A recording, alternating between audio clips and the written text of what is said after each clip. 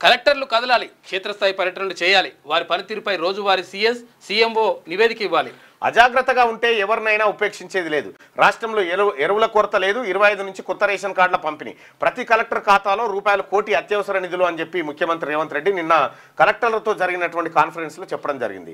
జిల్లా కలెక్టర్లు క్షేత్రస్థాయి పర్యటనలు, ఆకస్మిక తనిఖీలు చేపట్టాలని, ఉదయం 7 గంటలకే ఇంటి నుంచి కదిలి పనిలో నిమగ్నం కావాలని ముఖ్యమంత్రి రేవంత్ రెడ్డి ఆదేశించారు. కలెక్టర్లు ఎక్కడికి వెళ్లారో, ఏం చేశారో ప్రభుత్వ ప్రధాన కార్యదర్శి, సీఎం కార్యాలయ అధికారులు రోజువారీ నివేదికలు సమర్పించాలని సూచించారు.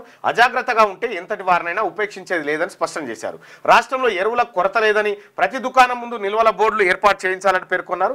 యూరియాను దారి మళ్లిస్తే కఠిన చర్యలు తీసుకోవాలని ఆదేశించారు. పంటలకు నీటి కొరత రానియవద్దని, సీజనల్ వ్యాధులను నివారించాలన్నారు. వాతావరణ శాఖ అందించే సూచనల ప్రకారం హైదరాబాద్ మహానగరంలో వర్షాలు పడే ప్రాంతాలకు 3 గంటల ముందే పోలీస్ కమిషనర్లు చేరుకొని ట్రాఫిక్ సమస్యలను నివారించాలన్నారు. సోమవారం సచివాలయం నుంచి జిల్లా కలెక్టర్లతో ముఖ్యమంత్రి వీడియో కాన్ఫరెన్స్ నిర్వహించారు.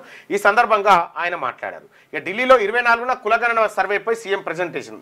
నేను 25 అనుకున్నా, 24 ఏం చెప్పింది ఇందులో అంటే, 3 రోజులుగా భారీ వర్షాలు కురుస్తున్నాయి. ఒక్కో రోజు ఒక్కో చోట అంచనాలకు మించి పడుతోంది. అయితే 2 నెలల పాటు అన్ని విభాగాల అధికారులు జిల్లాల్లో అందుబాటులో ఉండాలి.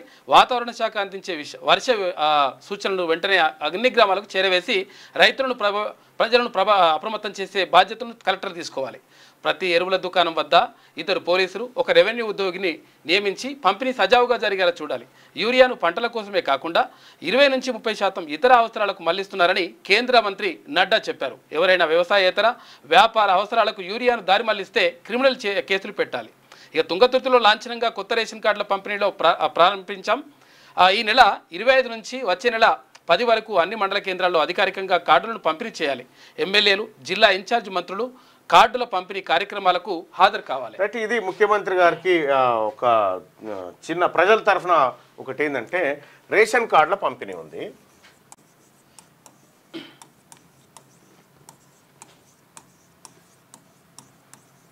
ఇప్పుడు ఈ నెల 25 నుంచి రేషన్ కార్డులు ఇస్తారు, పంపిణీ చేయాలని చెప్పి నిర్ణయం తీసుకురు కదా.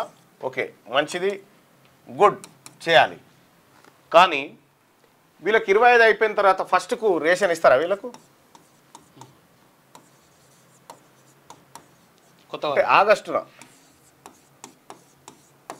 ఆగస్టు ఫస్ట్ రేషన్ ఇస్తారా? ఆగస్టు 1న రేషన్ ఇస్తారా వీళ్ళకు? లేదు.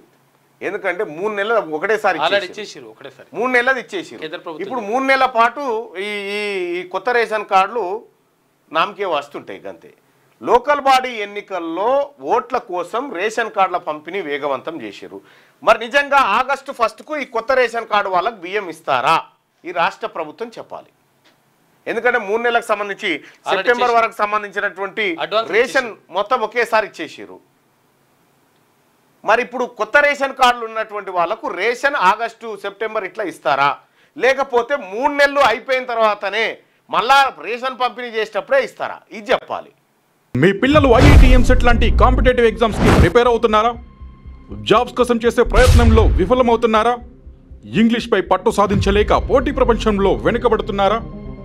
స్టేట్ సిలబస్ అయినా, సెంట్రల్ సిలబస్ అయినా అన్ని సబ్జెక్టులు ఇప్పుడు ఒక్క క్లిక్ లో.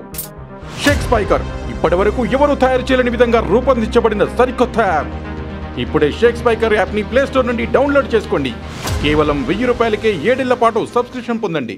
లేటెస్ట్ న్యూస్, తెలుగు మరియు ఇంగ్లీష్ అప్డేట్స్ కోసం ఇప్పుడే క్యూన్యూస్ అఫీషియల్ యాప్ ని ప్లే స్టోర్ నుండి డౌన్లోడ్ చేసుకోండి. సరికొత్త సమాచారాల కోసం క్యూన్యూస్ వెబ్సైట్ ని ఫాలో అవ్వండి. ఛానల్లో ప్రాంతీయ, జాతీయ, అంతర్జాతీయ వార్తలు వీక్షించండి.